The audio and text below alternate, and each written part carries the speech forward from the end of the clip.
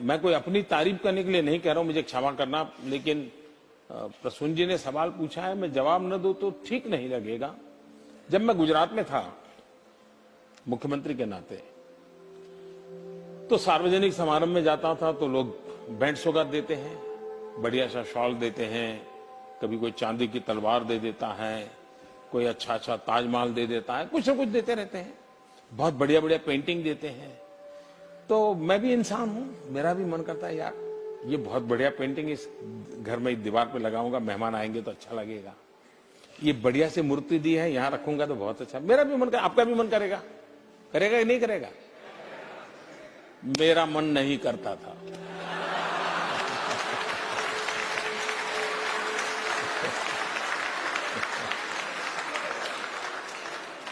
और मैं ये सारी चीजें सरकार का जो ट्रेजरी होता है, तोशाखाना बोलते हैं, उसमें डाल देता था। वो भी बड़े तंग आ गए कि ये सब क्या सब्जी से आप बारियां बेच देते हो। मैंने कहा मैं कहाँ रखूंगा भाई, मेरे कौन संभालेगा इन चीजों को, कोई इसके लिए किसी को रखना पड़ेगा मुझे। मैं दे देता था। फिर मैं उसका वैल्यूएशन करवाने लगा, फिर मैंने उसका ऑक्शन करवाना शुरू किया। हम लोग जानते हैं हिंदुस्तान में राजनेताओं के साथ ऐसी बातें सब सच होती है, सभी मैं नहीं कहता हूं, सब झूठ होती है, ये भी मैं नहीं कह सकता। लेकिन ये तो होता है कि यार वो फलाना था, इतना ले गया। लेकिन मैं गर्व से कहता हूं कि जब मैंने गुजरात छोड़ा था तो ये जो मुझे मिलती थी चीजें, मैं उसका लगातार ऑक्शन करता था पब्लिक में, और ऑक्शन करके उससे जो पैसा आता था वो मैं गर्ल चाइल्ड एजुकेशन के लिए सरकार में डोनेट कर देता था।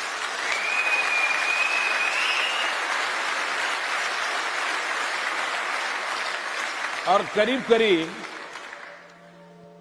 100 करोड़ से ज्यादा रुपये ऑक्शन से, और फिर लोग मुझे चेक भी देने लगे। किसी फंक्शन में जाता था तो चीज देने के बजाय गर्ल चाइल्ड एजुकेशन के चेक देने लगे। ये अमाउंट करीब करीब 100 करोड़ से ज्यादा थी जो मैं बच्चियों की शिक्षा के लिए देके था।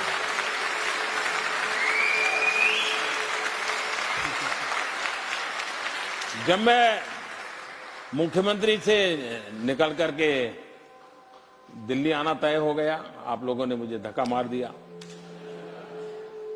तो मैंने मेरे अफसर जो थे उनको बुलाया।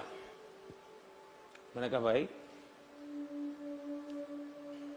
ये जो मैं एमएलए के नाते कमाता था, क्योंकि एमएलए के नाते पैसे मिलते थे, मैंने कहा पैसे पड़े हैं, क्या करेंगे हम लोग, मैं कहां ले जाऊंगा? आप हैरान होंगे सुनकर के,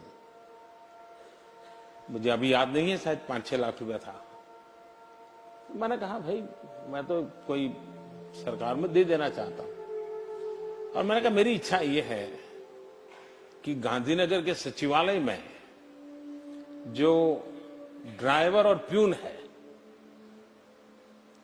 उनके लिए मैं अमाउंट छोड़ दूं, आपको इसका व्यवस्था कर दीजिए, और उसके ब्याज में से ये ड्राइवर और उनके प्यून के बच्चों को कुछ न कुछ मदद मिलती रहे, वो पढ़ते रहे, ऐसी व्यवस्था कीजिए। मेरे जो अफसर थे सुन रहे थे मुझे, कुछ बोले नहीं। वो अफसर बड़े कुशल होते हैं, मुंडी ऐसे से हिला रहे थे। मैं भी सोच रहा था कि मेरी बात मान ली, कुछ करेंगे। 2 दिन के बाद उन्होंने कहा साहब हम जरा घर में मिलने आना चाहते हैं। मैंने कहा आई जाइए, क्योंकि मुझे जाने की तैयारी कर रहा था। उन्होंने कहा साहब आप ऐसा मत कीजिए, पता नहीं कब आपको पैसों की जरूरत पड़ जाए और आपके पास कुछ है नहीं। मेरे अफसरों ने मुझे वो पैसे देने नहीं दिए,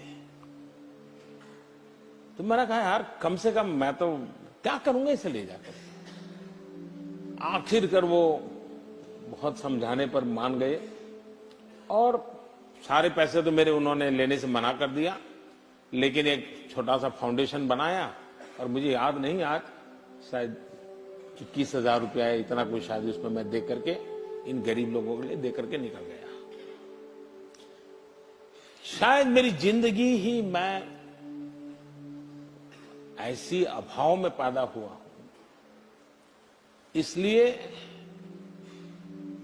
मुझ पर किसी चीज का प्रभाव नहीं होता है। वाह।